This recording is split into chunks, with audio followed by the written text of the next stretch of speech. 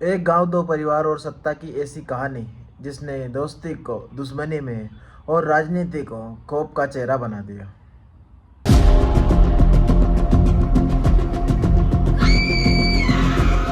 इस चीज में खुशी नहीं है, मुझे राहत नहीं है। उन्होंने मेरे बड़े पापा को मारा था, फिर मेरे पापा को मारा, फिर मेरी बहन के साथ ये कांड हुआ। वो बाहर तो आ गए हैं लेकिन हम लोगों के ऊपर खतरा मंडरा रहा है। ये कहानी है उन्नाव के माफी गांव का, जहां कभी कुलदीप सिंह सेंगर के पहचान सिर्फ एक साधारण ग्राम प्रधान के तौर पर हुआ करती थी, लेकिन यही प्रधान महज 3 साल के भीतर विधायक बना और फिर प्रदेश की राजनीति में ऐसे उभरा कि पुलिस और प्रशासन तक इसके नाम से सहम जाते थे। उसी गांव में रहने वाला एक परिवार जो कभी उसका सबसे करीबी था, वक्त के साथ उसकी ताकत के सामने टूटता चला गया। करीब 25 साल पहले तक कुलदीप सिंह सेंगर और उन्नाव रेप केस के पीड़िता के परिवार सामान्य नहीं बल्कि बेहद आत्मीय थे। पीड़िता के पिता और चाचा का कुलदीप के घर आना जाना था। दोनों परिवार साथ बैठते थे, गांव के फैसलों में साथ खड़े होते थे। साल 2000 के पंचायत चुनाव में इस रिश्ते की दिशा को पलट दिया। गांव में तय हुआ इस बार कुलदीप को प्रधान बनाया जाएगा।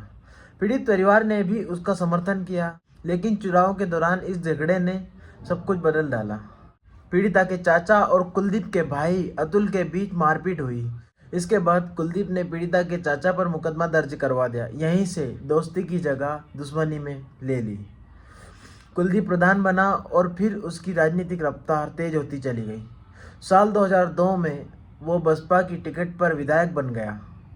मैं 3 साल पहले तक गांव का प्रधान रहा व्यक्ति विधानसभा को पहुंच चुका था। इसके बाद उसने सपा और सिर्फ भाजपा का दामन थाम लिया। अलग अलग सीटों से चुनाव जीतते हुए वो उन्नाव के प्रभावशाली नेताओं में गिना जाने लगा। जैसे जैसे उसकी ताकत बढ़ी, आरोप उस पर लगने लगे।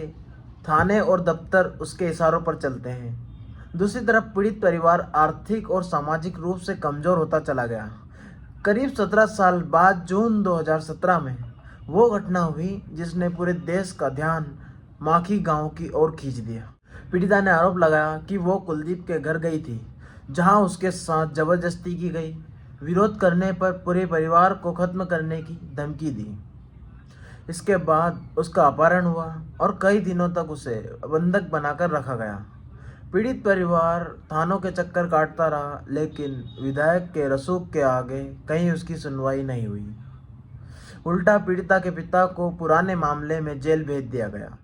मामला तब विस्फोटक हो गया जब पीड़िता ने लखनऊ में मुख्यमंत्री आवास के सामने आत्मदाह की कोशिश की। अगले ही दिन पुलिस कस्टडी में उसके पिता की मौत हो जाती है। पुलिस ने इसे सामान्य मौत बताया, लेकिन पोस्टमार्टम रिपोर्ट में सच्चाई उजागर कर दी।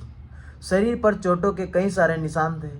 उसके बाद सरकार को मामला सीबीआई को सौंपना पड़ गया और कुलदीप सेंगर की गिरफ्तारी हुई। जांच के दौरान मुख्य गवाह मोहम्मद यूनुस की मौत हो गई, जिसने पूरे केस को और ज़्यादा भयावह बना दिया। जुलाई 2019 में एक और बड़ा झटका लगा। रायबरेली में पीड़िता की कार को एक ट्रक ने टक्कर मार दी। हादसे में उसकी चाची और मौसी की मौके पर ही मौत हो गई, जबकि पीड़िता और उसका वकील गंभीर रूप से घायल हो गया। ट्रक के नंबर प्लेट पर काली पुती थी, जिससे ये साजिश की आशंका और भी गहरी होती गई। मामला सुप्रीम कोर्ट पहुंचा और ट्रायल दिल्ली शिफ्ट कर दिया गया। पीड़िता को सीआरपीएफ सुरक्षा और दिल्ली में रहने की व्यवस्था दी गई। दिसंबर 2019 में दिल्ली की अदालत ने कुलदीप सिंह सेंगर को दोषी ठहराते हुए उम्र कैद की सजा सुनाई। करीब 60 साल जेल में रहने के बाद दिल्ली हाईकोर्ट ने उसकी सजा सस्पेंड कर दी। इस फैसले के बाद पीड़िता और उसकी मां सड़क पर उतर आई है। इंडिया गेट के सामने धरने पर बैठी है। पीड़िता का कहना है कि कुलदीप के बाहर आने से उसकी जान को खतरा है। चीज में खुशी नहीं है, मुझे राहत नहीं है। उन्होंने मेरे बड़े पापा को मारा था, फिर मेरे पापा को मारा, फिर मेरी बहन के साथ ये कांड हुआ। वो बाहर तो आ गए हैं लेकिन हम लोगों के ऊपर खतरा मंडरा रहा है। और अभी क्या पता बाहर आने के बाद हम लोगों को, मेरे पूरे परिवार को खत्म कर दे। अगर उनको बाहर निकाल दिया है तो हम लोगों को जेल के अंदर डाल दे, कम से कम हम लोगों की जान तो सुरक्षित रहेंगी वहाँ पर। मेरा परिवार सुरक्षित तो रहेगा, हम लोग जिंदा तो रहेंगे। इन लोगों के हाथ से मरने से तो अच्छा जेल की रोटी खा ले, वो ठीक रहेगा।